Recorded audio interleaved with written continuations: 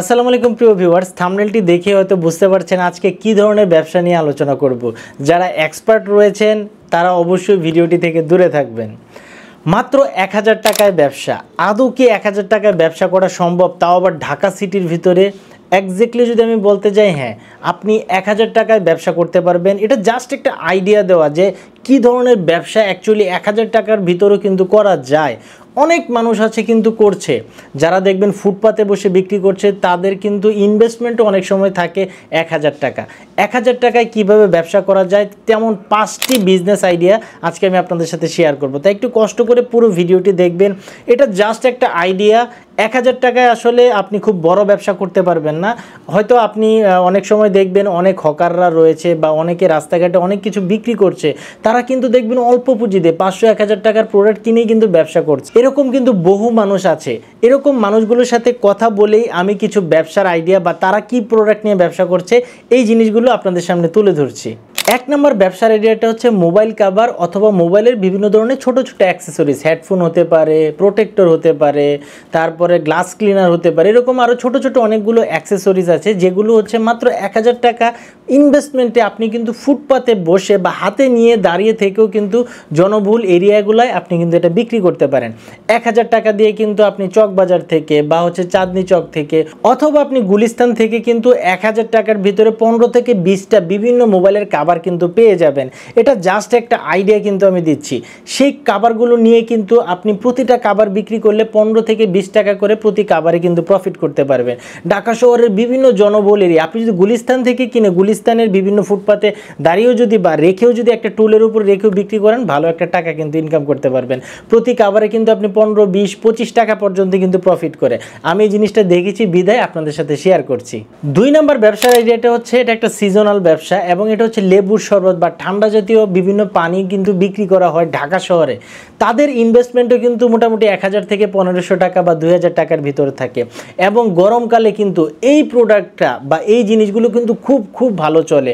আপনি যেখানে নিয়ে বসবেন সেখানেই কিন্তু বিক্রি করতে পারবেন। একবার আপনি ভেবে দেখুন, যারা আখের শরবত বিক্রি করে, যারা লেবুর শরবত বিক্রি করে, বিভিন্ন ধরনের শরবত, ফলের জুস বিক্রি করে, তারা কিন্তু প্রতিদিনই শত শত গ্লাস কিন্তু বিক্রি করছে।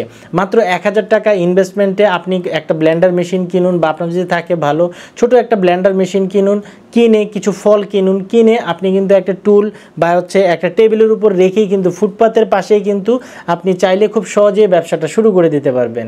এখানে আপনি যদি ফলের জুস বিক্রি করতে যান সেক্ষেত্রে আপনার ইনভেস্টমেন্ট একটু বেশি লাগতেছে, কারণ আপনাকে একটা মেশিন কিনতে হবে, ব্লেন্ডার মেশিন কিনতে হবে। আর আপনি যদি শুধুমাত্র লেবুর জুস, তারপর হচ্ছে বিভিন্ন ধরনের আপনার ট্যাংয়ের শরবত, তারপর হচ্ছে মাঠা, এইগুলো বিক্রি করেন তাহলে কিন্তু আপনার কিছু লাগছে না। আপনার ইনভেস্টমেন্ট কিলে একটা জগ, গ্লাস, চিনি, লেবু এই জিনিসগুলো লাগবে।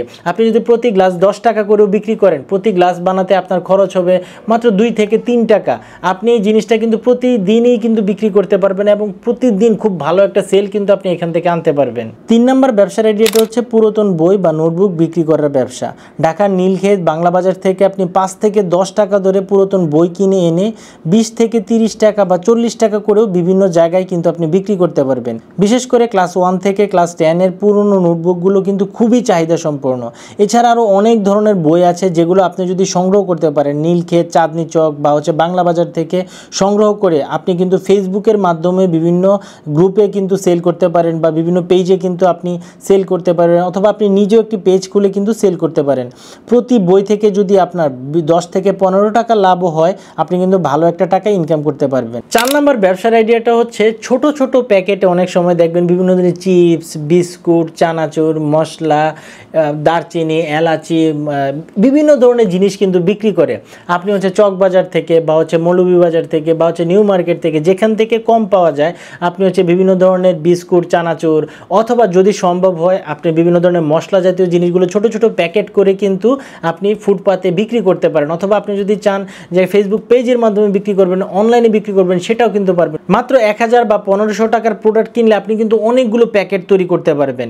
প্রতি প্যাকেটের দাম যদি আপনি 20 টাকা বা 25 টাকা করেও বেচেন মশলাগুলা, বা হচ্ছে 10 টাকা করেও বেচেন বিভিন্ন ধরনের বিস্কুট, চানাচুর, আপনি কিন্তু ভালো একটা প্রফিট করতে পারবেন।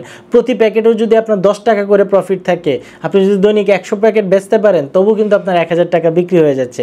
5 নম্বর এবং সর্বশেষ যে ব্যবসার আইডিয়াটার কথা আমি বলবো সেটা হচ্ছে প্রয়োজনীয় জিনিসগুলো আপনি বিক্রি করতে পারেন। যেমন হচ্ছে টুথব্রাশ, টুথপিক, তারপর হচ্ছে রান্নাঘরে ছোট ছোট অনেক অ্যাক্সেসরিজ আছে, এই জিনিসগুলো কিন্তু মানুষ দেখা মাত্র কিনে ফেলে।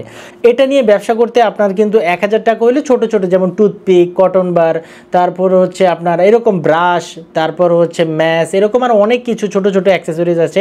এই জিনিসগুলো কিনে কিন্তু আপনারা ফুটপাতে বসে একটা সুন্দরভাবে একটা টেবিলে বসিয়ে সাজিয়ে রাখলেও কিন্তু আপনারা এখান থেকে সেল করতে পারবেন।